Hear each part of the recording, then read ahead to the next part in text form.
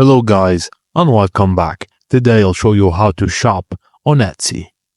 Etsy is a huge marketplace filled with diverse products. Here's how to purchase an item on Etsy. Firstly, browse the Etsy website or use the search bar to locate items. Utilize filters such as price, color, or location. If you want to purchase one item quickly, click Buy It Now on the product page. For multiple items, or if you want to apply for a coupon code, just click Add to Cart. Review your cart before proceeding to checkout. Some items offer personalization options such as engraving or custom colors. If required, enter the details in the personalization field.